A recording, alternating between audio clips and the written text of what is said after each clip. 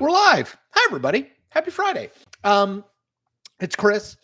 This is the second live stream we've done this week. So if you missed the one on Tuesday, I'm adding a live stream because I really like doing it and people seem to like being at it. So I've added a live stream. So I'm going to do 2 a week, Tuesday night-ish here on the East Coast, like 4, 5, 6 o'clock. And this one, obviously, we'll keep doing because this is the OG. This is the original recipe. Happy Friday. This is my last Georgetown class of the semester is today. So they're mostly working on their final term paper, but we're going to have one more class, and I'm going to bring them crumble cookie, which I feel like it's like a good thing. Professor, win them over, right? Kill them with kindness. Can't hate you when you bring them cookies. So that's me for the rest of the afternoon. I am looking forward to a relatively relaxing weekend. I don't think I have anything huge planned. Let's see. Here's what we do here if you're new. And if you are new, welcome. I answer questions for about an hour, 45 minutes to an hour, depending on how many questions we get. If you want to support me, the way that you can do so are there are two things you can do. One, subscribe to my channel. We are literally, I can't look right now because I don't want to spend the time, but we're literally like 15 people away from 50,000 subscribers. So like we're really close. So if you have not subscribed, just hit the subscribe button for me. That's one thing you can do. The second thing you can do is you can donate to me through the super chat. If you donate to me, I will bump your question up to the top and I will make sure it gets read. If you don't donate, I will do everything that I can to read your question. Anyway, usually I get through most of the questions that people ask, and I will make sure to do so. The donation, purely voluntary, much appreciated, but not necessary. The other thing I'll ask, and then I'll get to the questions. If you haven't subscribed to my Substack, which is just my daily politics newsletter, go do it. 75% of the content's free. If you want all the content, it's $6 a month or $60 for a whole year. So that's easy. Chris Cillizza, CILLIZZA.substack.com. Check it out. Okay, let's get to the questions. Here we go. Sherry Zimmerman, twice in a week. Hip, hip, hooray, folks. Chris, what book are you currently reading for pleasure? Great question. Thanks, Sherry, and thank you as always for your support. I am currently reading November 22nd, 1963 by Stephen King. I had heard a ton about it. It's not his newest book, but I had heard a ton about it, and I had never really gotten around to it because it's like 800 pages long, but I decided I'm going to read it because I had listened to The Rest is History on the JFK assassination. Totally fascinating, and I kind of wanted to read a fictional account around it, so that's what I'm reading. What did I just finish? Oh, I just finished The God of the Woods, which I loved. Another work of fiction, God of the Woods. It's on a lot of people's best of 2024 lists. I can highly recommend it. What else have I read recently? I read The Time Machine Bureau. Is that what it's called? The Time Bureau? I can't remember. I've read a couple. I'm going to do a big thing of books and albums and other stuff that I really like this year on my Substack. So I'll post all that stuff there. But I'm reading November 22nd, 1963 by Stephen King right now, and I just finished God of the Woods, which I really liked. Luke Groth. Hey, Chris, based on all you have read and heard, what's the best explanation as to why Harris lost and how can Democrats fix it? Also, is there a progressive running for DNC chair? If so, who? Yeah, I mean, there's not like to answer your second question first, most of the people in it, I guess, would fit the progressive, notion. It's like Ben Wickler's he's a pretty liberal guy, chair of the Wisconsin Democratic Party. Ken Martin, chair of the Minnesota Democratic Party. These are not like conservatives. So I think most people would fit it. If Rahm Emanuel gets in, I think a lot of people don't actually think of him as a liberal because he's much more pragmatic and winning focused than he is ideological. But anyway, okay, to your other point, best explanation as to why Harris lost. Here's the simplest one. Like if you have to tell people, the simplest explanation is this. There are two. One, the issue that was the most important to voters, according to exit polling, was the economy. Among the group of voters who said the economy was the most important issue, Trump got 69% of the vote, Harris got 29% of the vote. That's effectively it. It's the economy stupid election. Point two, Joe Biden was very unpopular, as were his policies, and Kamala Harris didn't do a very good job of getting away from him and his policies. And Trump did a good job of painting the election and her as just another term for Biden, and people didn't want that. Those are the two most basic ones that I go to. Burpee Boy, is there still a Georgetown cocktail scene in DC? And if so, how many of you attended this year? You the man, Chris. These live streams are top tier. I have attended 0. I'm sure there is a Georgetown cocktail scene, but I mean, yes, people definitely still like go there. There's an active like party and event scene. I am just a 48-year-old guy with 2 kids in travel sports. And so I was never big into that, to be totally honest, even when I was younger and working for big mainstream media outlets, but it's just never really been my thing. And it's definitely not my thing now. Albie PDX. Albie, thank you for the donation. Chances anyone other than Hegseth of the Trump nominees do not make Senate confirmation. First of all, Albie, you probably didn't know this, but you are donating to my new microphone fund. This is my old microphone. I am on the verge of buying a new microphone. It's like $169, maybe a little more. So if you guys want to give them my microphone fund, plenty of people did on Tuesday. If you want to give, donate it up. Albie, this money will go toward my microphone fund. I think Hegseth is definitely in the worst shape of the Trump cabinet picks at this point.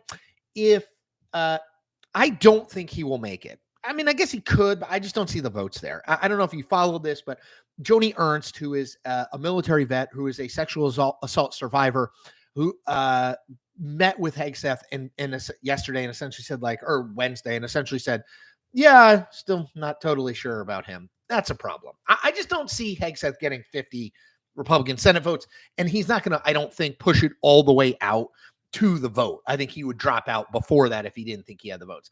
After that, to me, it's really between Tulsi Gabbard for Director of National Intelligence and RFK Jr. For Health and Human Services. I could see both of them making it, candidly, but I think both of them have a little bit of a hard road and a hard journey. So, I mean, we'll see, but those would be the next 2 that would jump out to me, unless there's a big breaking news story about someone that I'm not talking about here that imperils them. But if we have the current news environment, RFK Jr. and Tulsi Gabbard, and I could debate who's more vulnerable.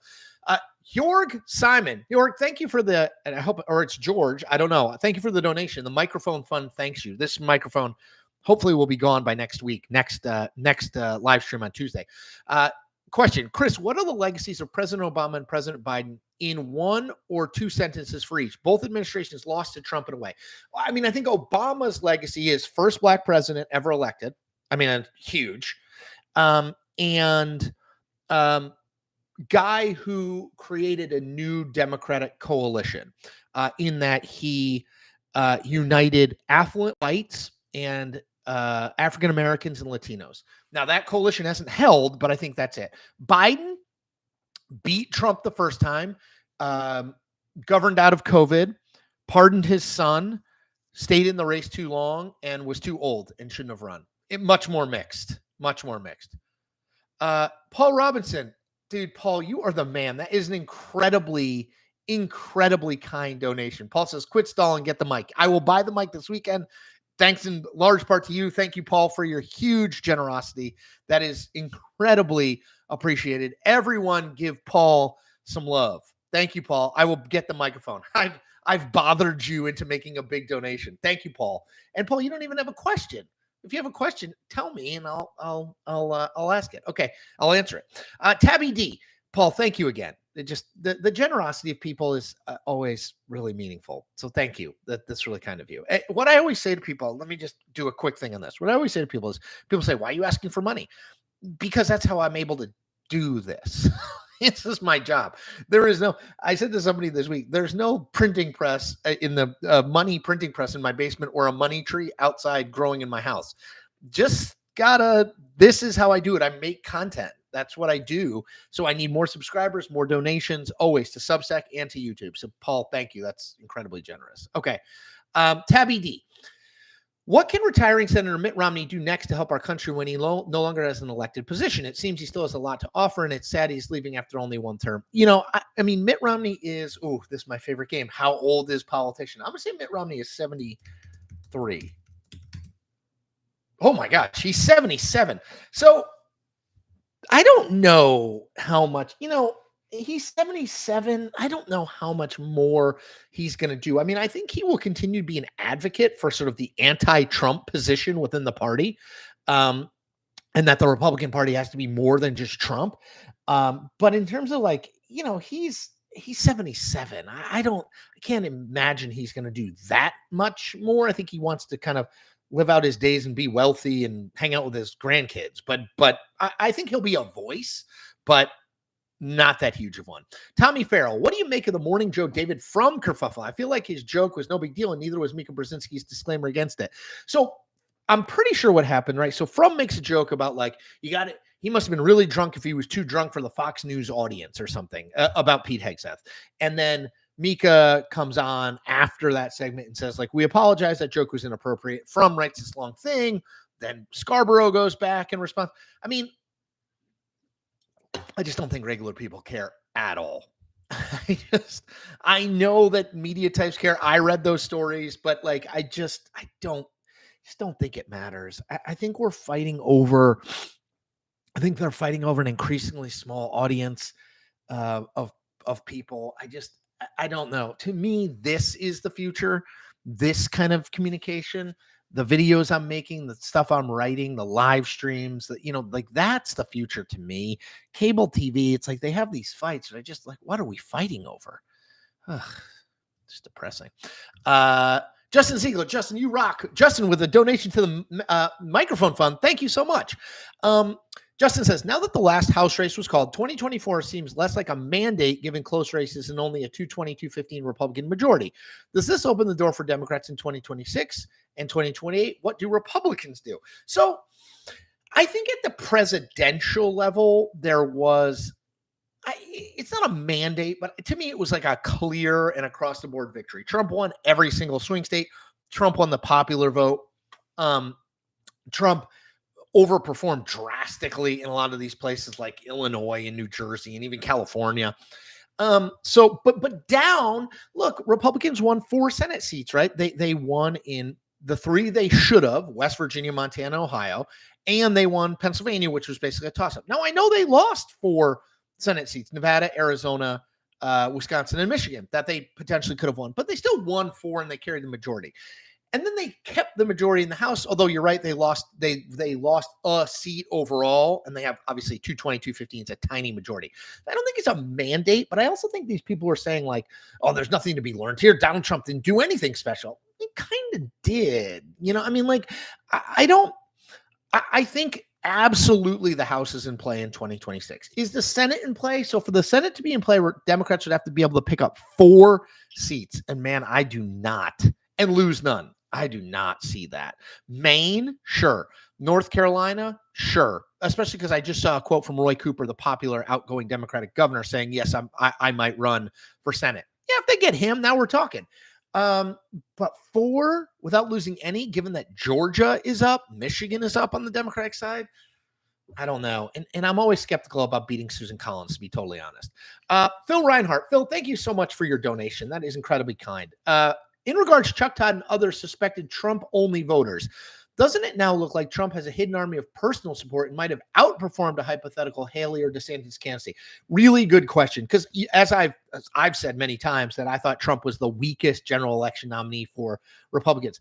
I do still believe that, though I think you are right, that he has a coalition that no other Republican has, whether it's Hispanic men, young men, right? No question. My point is, yes, I think he has that coalition, but I also think he loses a bunch of people who would be Republicans if not for him. Like Nikki Haley might not have as much appeal among young men, for example, as Trump did, but I think she would add among suburban women. So it's a different coalition, but I don't think it's a weaker coalition. But I do think it's a Trump-specific coalition, what we're seeing here. I do not think you should assume if you're a Republican candidate, you're going to win 1 in 3 non-white voters. You're going to come close to winning 18 to 29-year-old men. I think that's Trump-specific. I don't think we have proof yet that it's a Republican coalition. Does that make sense? I hope it does. Christopher Swan. Christopher, thank you for the donation. My microphone fund is almost entirely full. which is great. If a young candidate wants to win the 2026 Senate Democratic primary in Illinois against Durbin or crowded field with no name ID and limited personal capital right now, what's the one key thing that could actually make that happen? Well, I think you would, if a young candidate wants to win a Senate Democratic primary with no name ID and limited personal capital, first of all, you need Dick Durbin to retire. It's going to be really hard to beat a sitting, relatively popular Democratic incumbent in a Democratic primary with no name ID and no money, or limited money.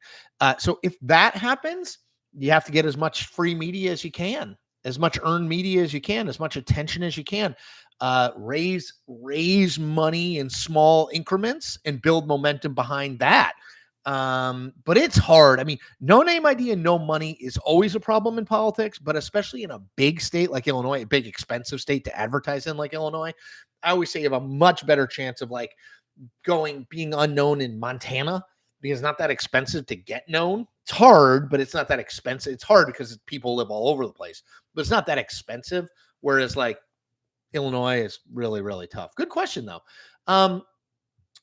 Craig Vance, what's the story behind Trump's doubling down on Hegseth after his nomination seemed doomed?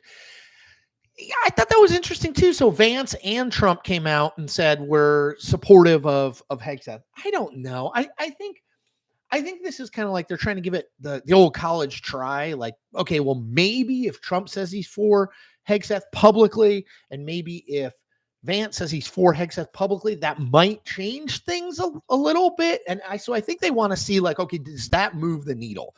Does that get some of these people like Joni Ernst who says like, okay, I'm going to be for him. If it doesn't, he's out. I mean, there's just no two ways about it. He just doesn't. I almost knocked the mic out again, but this problem will be solved soon enough. But I almost knocked the mic out, but I didn't.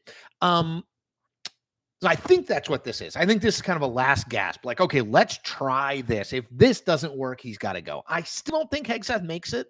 I mean, I've been wrong many times before, but I still don't think he makes it. But I think this is kind of their last, like, okay, we're going to try to make it work.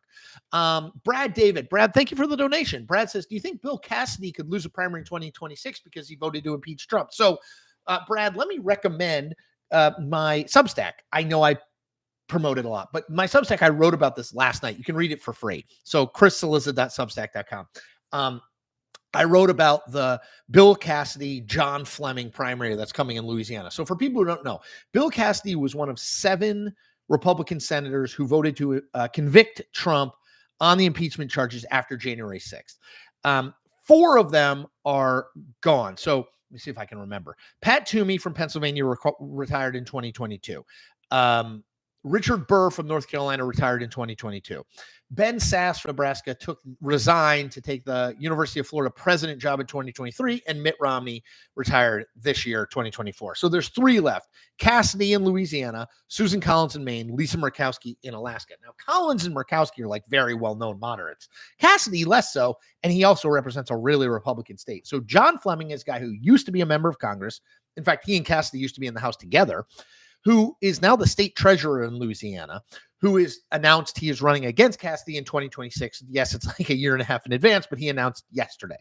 And the entire theory of why he is running is effectively because Cassidy voted to impeach Trump after January 6th. And I think that if the race stays Cassidy versus Fleming, a 1v1, really hard. They do have that jungle primary down there, but I think, look, I think Cassidy could win, but if Trump endorses Fleming, it will be much, much harder. MSU fan, who do you think Vance would pick as his VP? I don't know. That's a great question. I haven't thought of that. Who could he pick? I don't know. Sarah Huckabee Sanders? I think she's going to be on a national ticket. I really do. Anyway, let me think more on that. By the way, I just came across Paul's donation again. Paul Robinson, you are the man. Thank you. Let's see. John Rudisell, tell me something about Tony Kornheiser that the public doesn't know. Well, I don't know what the public doesn't know, I guess, but I will tell you this. He is incredibly loyal. If he likes you, he will always look out for you. He has helped me out across a number of things, most of which are not public, but particularly after I got laid off by CNN, he said, keep coming on. He can come on the podcast as much as you want. So I don't know if people don't know that, but he is a loyal guy. I will also say if he doesn't like you, he doesn't like you. And that doesn't change. Mason Gooch, Cillizza reboot when?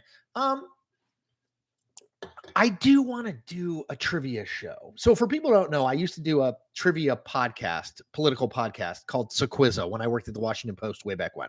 And it was so fun. So one of the things I'm thinking of, so I'm trying to think of things to offer people to become founding members of my Substack. So like a major donation, like $500 or $1,000. And one of the things I want to offer as part of that is I'll host a virtual trivia event for you and your company or you and your family or whatever. I think that would be fun, but I don't know about Cillizza. I'm doing this thing with Chuck Todd. I've got a bunch of other potential podcast ideas out there. So I don't know, but I do think trivia has real potential. And so I'm leaning into it.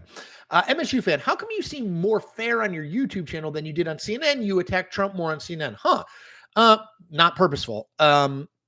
I mean, I am a big believer. Look, I spent 25 years in mainstream media, and that's my training. And I look at everything through the lens of like a journalist, not an activist. So if I was harder on Trump, or your perception was I was harder on Trump, not my intent. I mean, I want to try to give every politician a fair shake until they prove otherwise.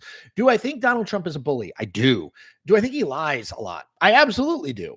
Do I think those things mean that I can't say that Joe Biden's pardon of his son Hunter was absolutely awful and undermines everything that Joe Biden said he and his party were about? No, because both of those things can be true. Joe Biden is not perfect just because Donald Trump is bad. I don't understand why people don't. It's not a zero-sum game. They can both be bad. Rick Freeman. Rick, thank you for the donation. You are so kind. Very much appreciated. That will go to the microphone fund. Let's see. Dr. Always First. Is Laura Trump a serious 2028 contender if she gets the Florida Senate appointment? Don't rule it out, my friend. Do not rule it out. I've already thought of that. Yes. I don't know how serious she is because she would have to run in 2026 for a full term. But yeah, I mean, I wouldn't. She's someone who could be on a national ticket. A Vance VP. Absolutely. Matthew White. After everything that's happened in recent years, do you really expect the left-wing networks to be more fair to Donald Trump this time? Well, I don't totally know what you mean by the left-wing networks. And I would say in prime time, those networks are different than in daytime. And it depends what you mean by fair. No, I mean, look, I think MSNBC in prime time especially is going to position itself as kind of the Trump resistance. There's ratings in that. There's ratings equal money. Money equals pay the anchors. Anchors will do it. So I don't know about that. I mean, they have a business model business model. Let me take a step back.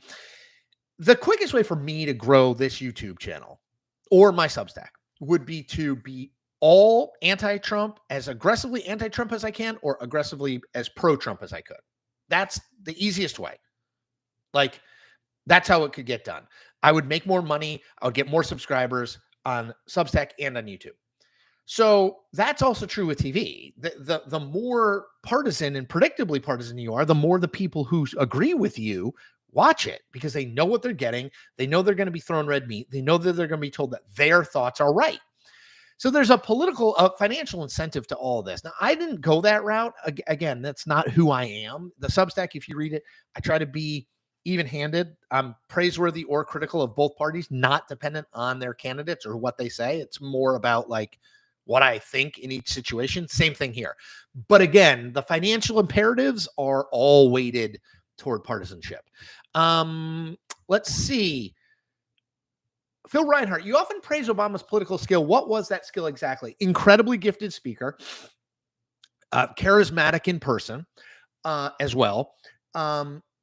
Was willing to do things that he knew the Democratic liberal reform base would get pissed off at at him for. And I'll give you an example. So Obama is running in 2008. And back then, in the Democratic primary, everyone was like, we need to stay in the public financing system in the general election. There's too much money in politics, blah, blah, blah, blah, blah. It was a big issue then. It's not a big issue now. And Obama was like, absolutely, I'll stay with it. If I'm the nominee, I will stay within the public financing system, meaning if I can raise whatever it was, 50 million, I'll get 150 million from the public financing, and that'll be it. So Obama becomes the nominee. And I think his money people come to him and say, like, you could raise way more than $150 million. And he says, you know what? I'm not going to be in the public financing system. And of course, he knew he was going to get criticized from the sort of reform left on that. But he also realized taking and raising as much money as he could, which was a vast sum, more than 150 million eventually, would make it more likely that he would win.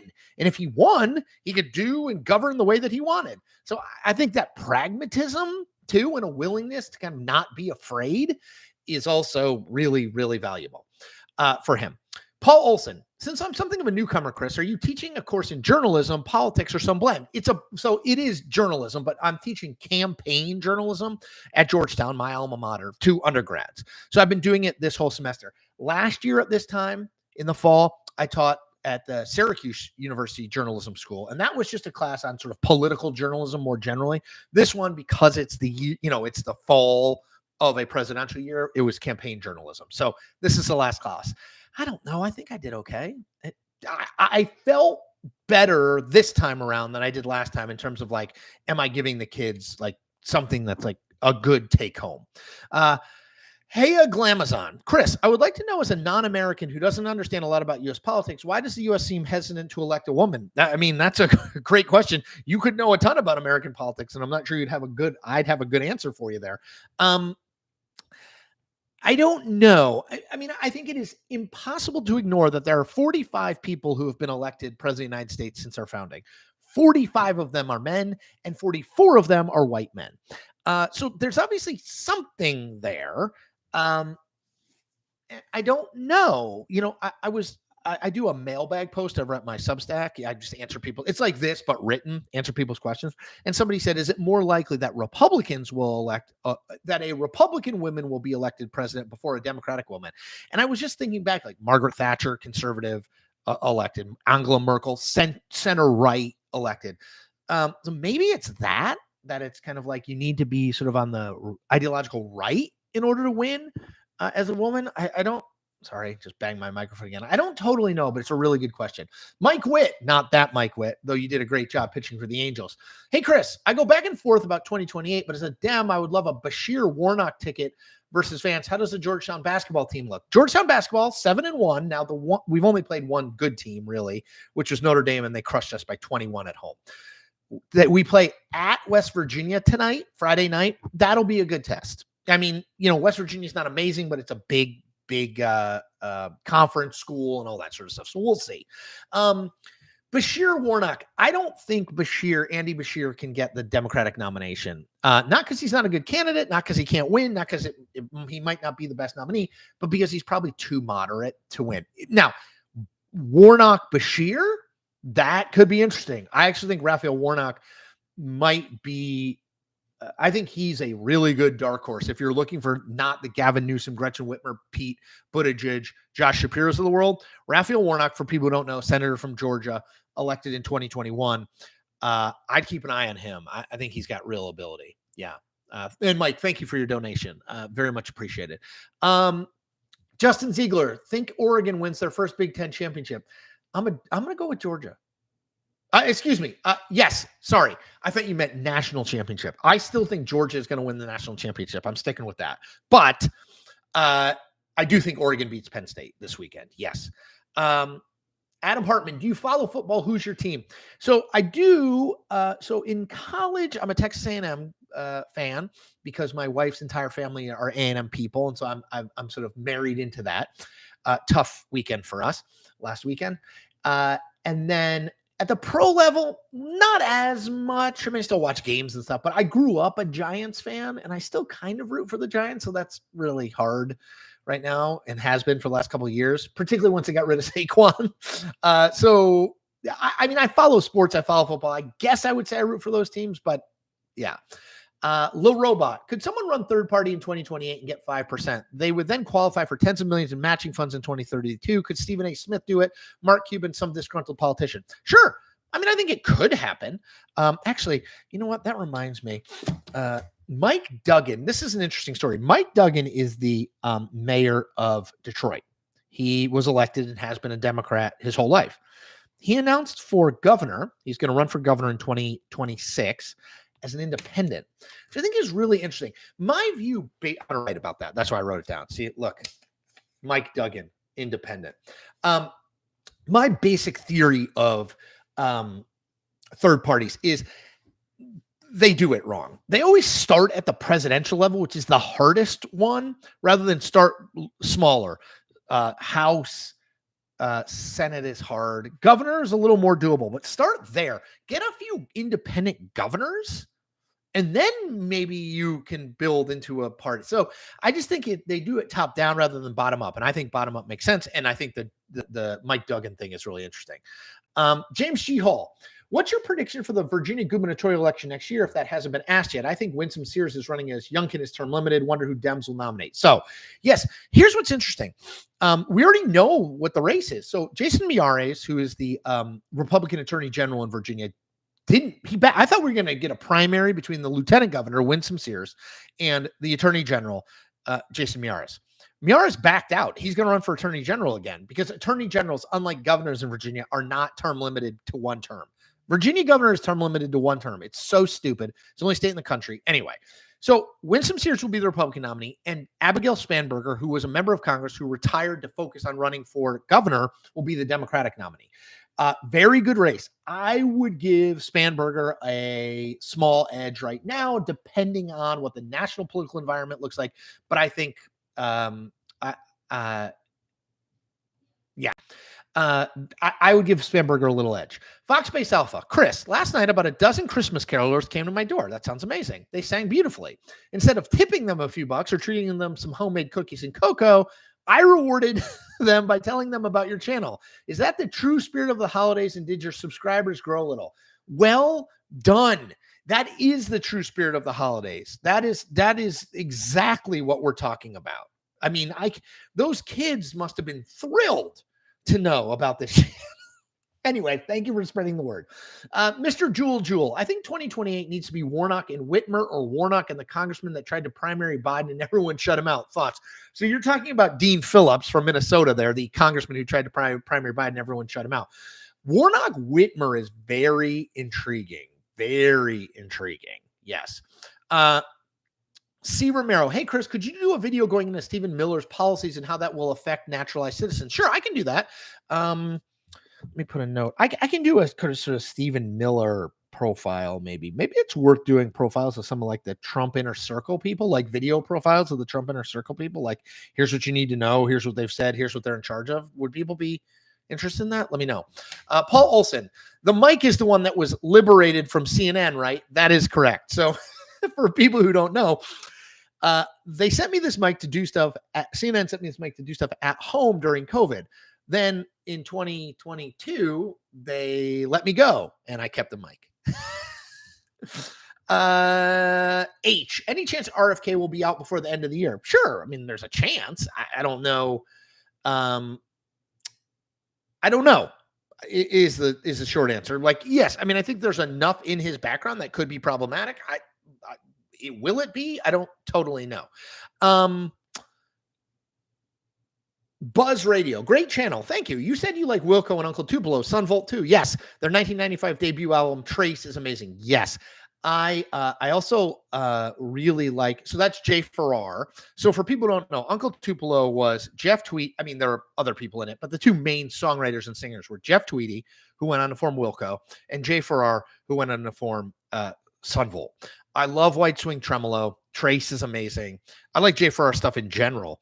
Jeff Tweedy and Wilco went on to be a bigger deal than Sun Volt and Jay Farrar, even though Jay Farrar was kind of the lead dog in Uncle Tupelo, more so than Tweedy. Fascinating. It's kind of like Drive-By Truckers when Jason Isbell was in it, and then Isbell went on, I think, to become a bigger deal than Drive-By Truckers. Anyway, H, can MSNBC make it until next year and will Morning Joe be canceled? Yes, of course they're going to make it until next year. They're going to be fine. I know the ratings are down. The ratings will bounce back. Cable is a shrinking commodity. It just is. It's never going to be what it was 10 years ago. But that doesn't mean people can't make money and people won't watch it. People will. And I don't think Morning Joe will be canceled. I mean, I guess I could be surprised. But, okay, I came across the Paul Robinson donation in real time. Paul, man, you are the man. As people said.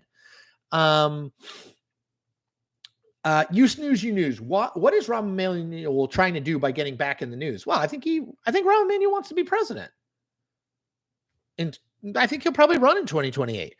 Does that mean he tries to run the DNC in the meantime? I don't know, but I think he probably does run in 2028 for president. So I think that's why he wants to get in the news. He's not that old. He's been the mayor of Chicago, a senior player in the Clinton administration, chief of staff to Obama, a member of Congress, a member of the leadership, and an ambassador. Yeah, I mean, yeah. Barry Riley. On Tuesday, you mentioned that Franklin Pierce was the bachelor president. Yes, I was wrong. Franklin Pierce was married. It's James. You're going to tell me this. Yes. Actually, it was James Buchanan. Pierce lost his 11-year-old son in a train wreck right before the inauguration. Mrs. Pierce never forgave him. Yes, totally right. James Buchanan was the bachelor president. I mean, I think it's widely rumored that James Buchanan was gay, never married. But yes, Franklin Pierce was married. Also, Franklin Pierce, very handsome. One of the top 5 most handsome presidents. Barry, thank you for the correction. Sorry about that. Jonathan Evans, are you leaning toward MAGA now? Say it ain't so. I get fair and balanced. However, you may be afraid of MAGA retribution. No, I'm not leaning toward anything. Why do people do this? I'm not leaning any way. The Biden pardon was bad. That doesn't mean I'm a MAGA person. I'm not an anything person. I'm a journalist person. Joe Biden pardoning his son after saying he wouldn't, and the way he did it by saying that the Justice Department unfairly targeted his son was bad. Period. That doesn't mean that I think Donald Trump's great. It is not one up, one down. CF Okanta, do you think Pete Hegseth will be confirmed? I do not. Let's see. DSlav2488 says Warnock Whitmer would be a disaster. Tell me why. Lourdes Rosas, do you think there needs to be a realignment on the Democratic side like there was on the Republican side to get voters to vote blue again? Personally, I don't see myself voting blue anytime soon again. I don't know, because look, here's the thing. I do think Democrats have a brand problem. I always cite this as an example, but I'm going to cite this as an example again because I think it's so important. So Missouri. In Missouri, Donald Trump beats Kamala Harris by 19 points. Josh Hawley beats his Democratic opponent, who, by the way, some people on this chat told me was going to beat Josh Hawley by double digits. The same electorate, that same Missouri electorate, on November 5th, votes an increase in the minimum wage to $15 an hour and to loosen abortion restrictions in the state. How can that be true? Because those are progressive or Democratic policies traditionally. The way that it's true is because the Democratic brand is so damaged. If you put a D after it, it's not going to succeed.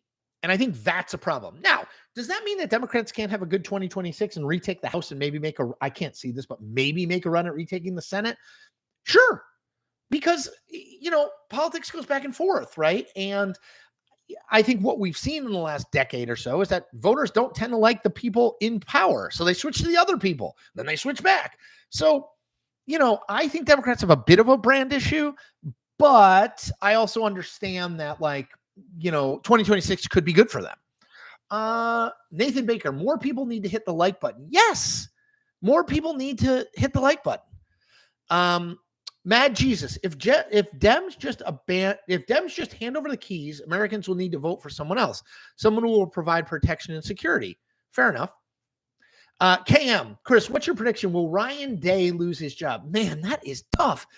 You're going to fire the guy because he's lost 3 of the 4 games to Michigan, even if they're going to be amazing.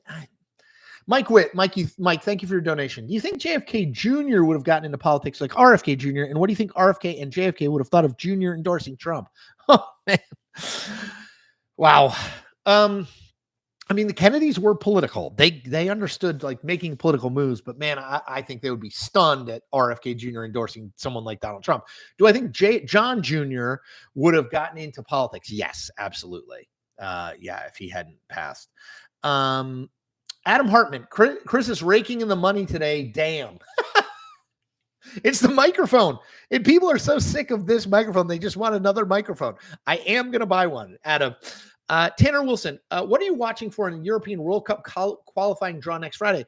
Tanner, I need to get up on that. But who is number one in the world right now? Is it Argentina? Oh, it's European World Cup. So I wonder who would be number one there. France, probably. France, England, Belgium, maybe. Interesting.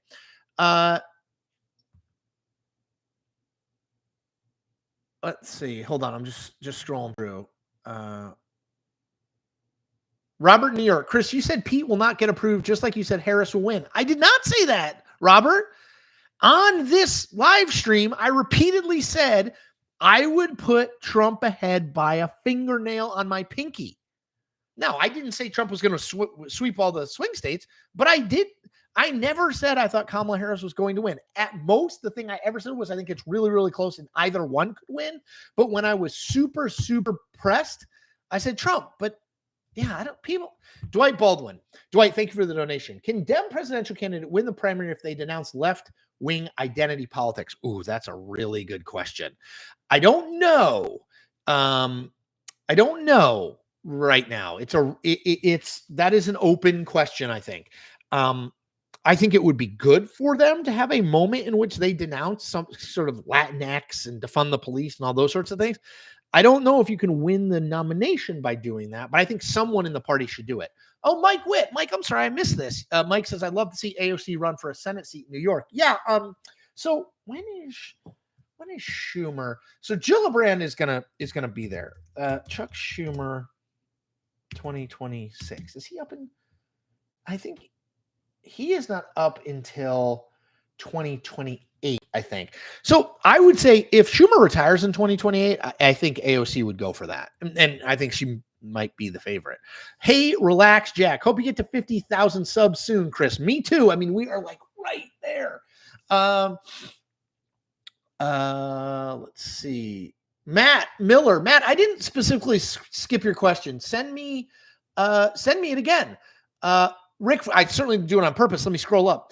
Rick Freeman. Rick, thanks for the donation. What will happen with the Oklahoma Bible fiasco? So this is the Oklahoma Superintendent of Education, I think, or public instruction is saying that they wrote a thing to have Bibles in every classroom. And the way that it was written is the only Bible that qualifies for the various traits you need to qualify to be a Bible that appears in this classroom is the Trump Lee Greenwood Bible. So I don't think that will work. Hold on, Matt. I'm scrolling to look for your question. Do me a favor, and if I don't see it, I never skip people's questions unless they've asked a bunch in a row. I try to never skip questions. Shoot. After JQ, after Trump's term, can he still go to prison? I mean, I guess, but he's not going to. I know people are fixated on that, but no. 4 a.m. pizza. Hello, my friend. Hey, Chris, do you like Whole Foods or Trader Joe's? Trader Joe's. I don't love Whole Foods. I love Trader Joe's. People in there are so nice. It's lovely. Mr. Jewel. Yeah, Chris, you're awesome. I just subscribed. Booyah. One closer to 50,000. Thank you. Let's see. Jedi Ghost Bear. Hey, Chris, have you heard the Sickos Committee podcast yet? They do unconventionally appealing college football. It's fun. No, but I'll check it out. Phil Reinhart. Yes, correction on Virginia governor. You can run for a second non-consecutive term. That's true. So you can be president. So the deal with Virginia, you can only be governor for 4 years, then you got to leave, but you can come back after another 4 years. But it's still annoying that there's a one-term limit. It doesn't make sense. Kennedy Ivy, do you have a different color glasses for every outfit? No, I have a bunch of glasses, but I know these match exactly, and that's a little weird. Kello Star. Hey, Chris, love your content. Do you think that Stacey Abrams would make a good DNC chair? Greetings from Austria. Hello, Austria. Probably. She's actually an interesting name, but probably not. I don't see her wanting to do it. And I think, I don't know. She's interesting. I haven't heard her name, but she is actually interesting. Andrew Roberts, speculating on the 2028 presidential race now before Trump has even taken office, it's ridiculous and unproductive. I know. I mean, a little speculation never hurt anybody, but yes, of course you have to say, like, who knows what the hell is going to happen in 4 years time or 3 years time or 2 years time or 1 year's time or a month from now. Just scrolling back up. Let's see. Sorry, I'm just making sure I'm getting as many.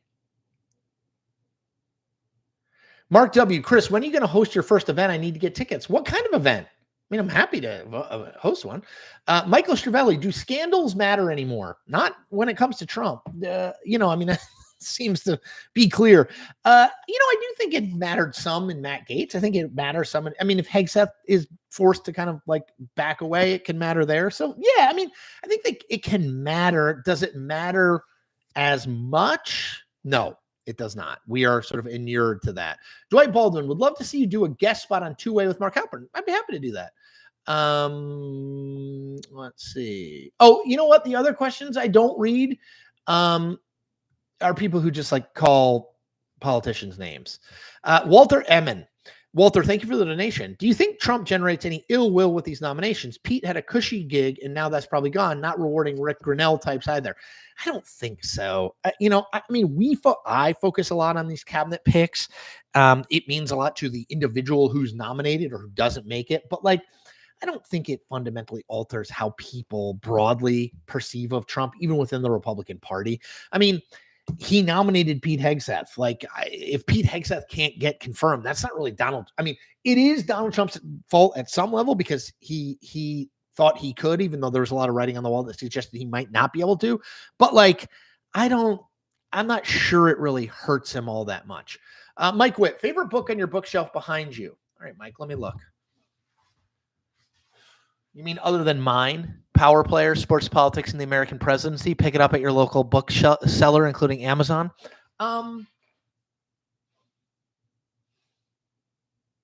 Wow.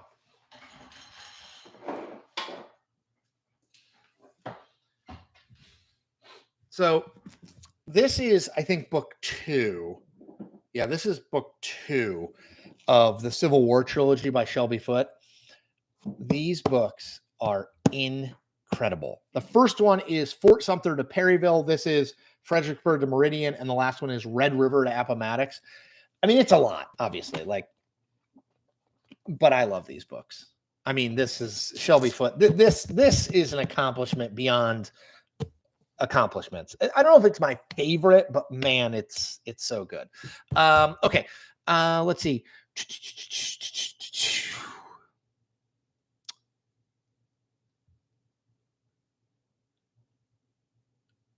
Michael Mayo, if I've missed this, I'm sorry, but why haven't you talked about Biden's 11-year pardon? What happened to his promises about obeying the rule of law? So, Michael, I basically talk about what people ask me about, but yes, it's unbelievable.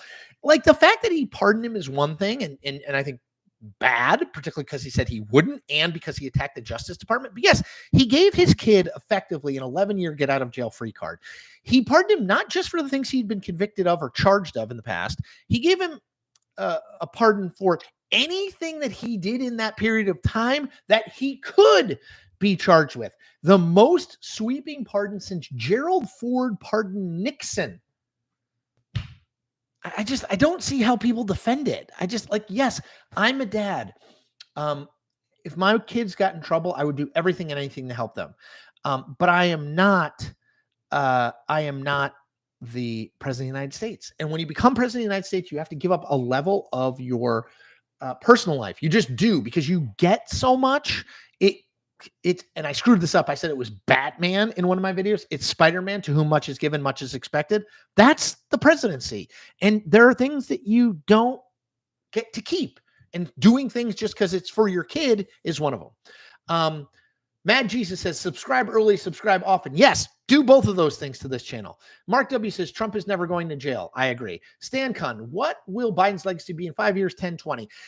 So the 10 to 20, I think, is a little more dependent on the legislative stuff. So Inflation Reduction Act, the Chips and Science Act, that kind of stuff. Like, how does that money, the infrastructure bill, how does that money parcel out? And is it seen as a good thing or a bad thing or a neutral thing? overall, he's going to be remembered, I think, in the nearer term for a couple of things, and none of them are particularly good. One, staying in the race too long in that debate and how old he looked and how old he was. Two, Harris losing and Trump coming back. Three, pardoning his son. To the extent he's remembered more positively, it will be for beating Trump in 2020, but he wasn't able to get rid of Trump because Trump came back in 2024. So I feel like in retrospect, that beating him in 2020 is less powerful.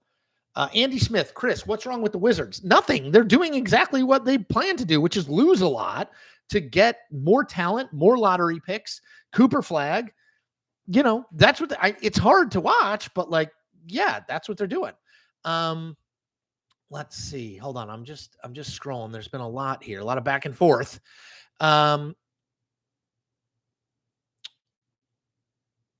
Is there a Democrat this is Dr. Always first. Is there a Democrat that is most Trump-like in terms of style, media savvy, performance art-esque? Rahm Emanuel. Like, if you're looking for someone who is as mean and willing to do whatever it takes to win, as winning focused, win at all costs as Donald Trump, Rahm Emanuel. That I know. Mike Witt, wish you had a show on YouTube like Piers Morgan. You're fair to both sides, unlike Piers who constantly sucks up to the right-leaning guests. Well, this is kind of a show on YouTube, isn't it? In my videos? What? Mike, send me an email, Cillizza at gmail.com. I mean, anyone can send me an email there, but Mike, send me an email and tell me what a show would look like to you. Like guests and stuff? I don't know. Just let me know.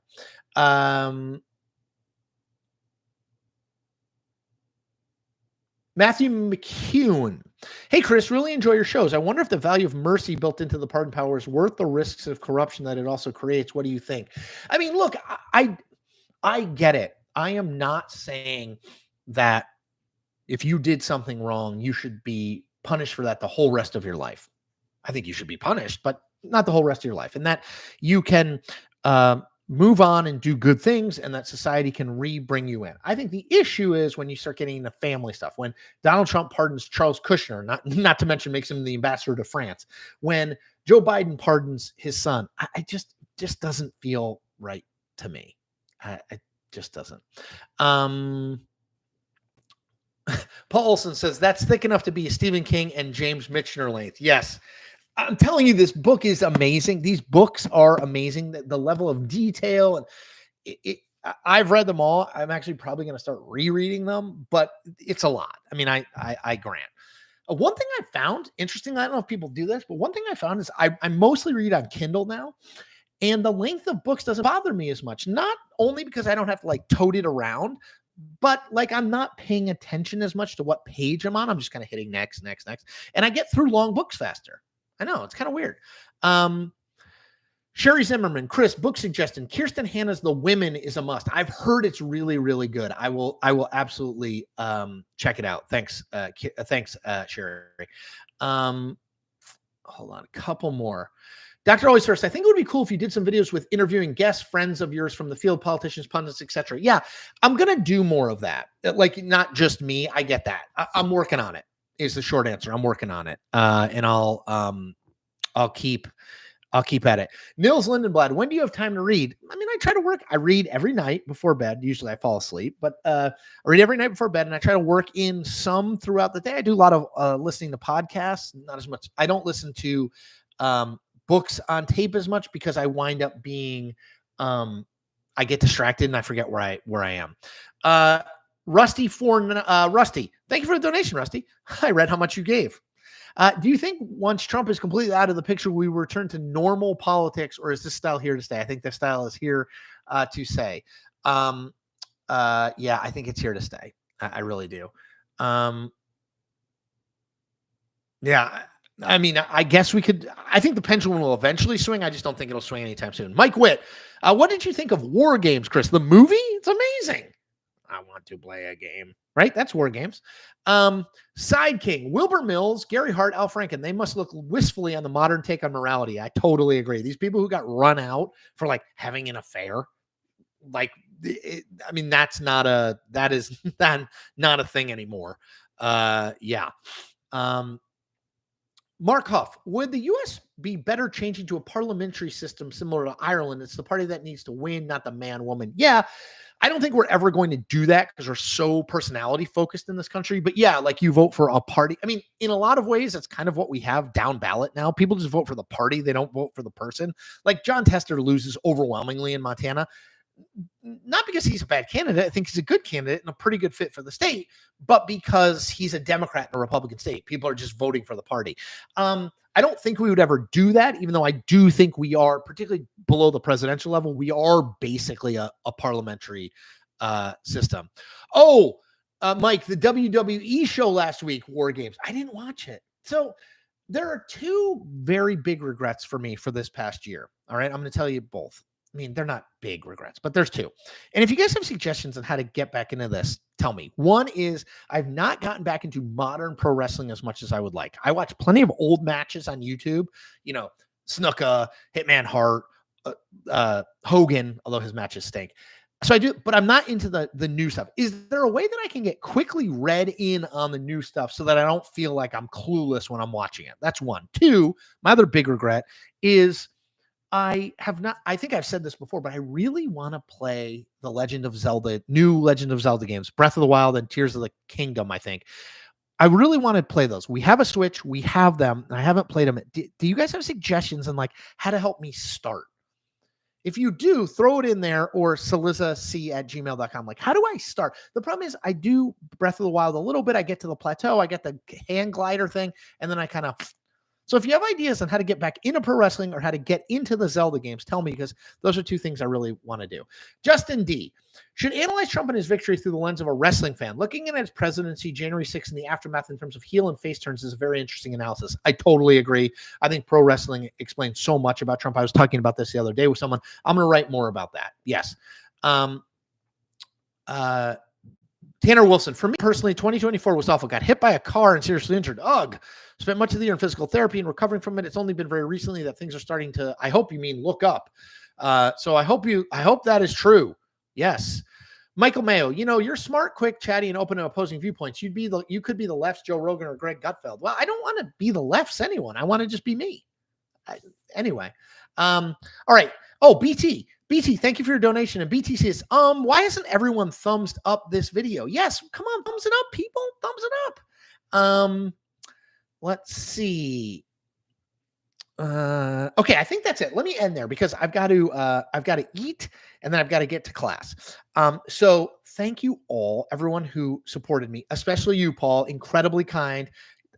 If the mic arrives, I will have a new mic on Tuesday. So I'm doing live chat on Tuesday, 4, 5, or 6 p.m., depending on my schedule, Eastern on Tuesday. And then obviously I'll be here next Friday. If you have thoughts on how to get me back into pro wrestling or how to get me into Legend of Zelda Breath of the Wild on the Switch, email me, cillizzac@gmail.com on like how to do it. They call me Blake. I'm sorry you're late, but just watch the replay. This was a good one. Everybody take care of yourselves. Spread the word. Subscribe to this channel. We're going to be over 50,000 really soon. Subscribe to this channel. Check out my Substack. And everybody tell Paul Robinson he's a great guy for making an incredibly charitable donation. For everyone who gave today, thank you. It means a ton. I am going to put a buy a coffee bug in YouTube and on my Substack if people want to make donations. Michael Mayo, what class I teach at Georgetown University? Undergrads, campaign journalism. Come on, man. Okay, so I'm going to do that if you do want to donate, but I'm going to keep at this. At least 4 videos a week, at least 2 live streams a week. And then obviously I'm writing every single day at my Substack, chriscillizza.substack.com. All right, everybody, take care. Be well. Take care of each other and take care of yourselves.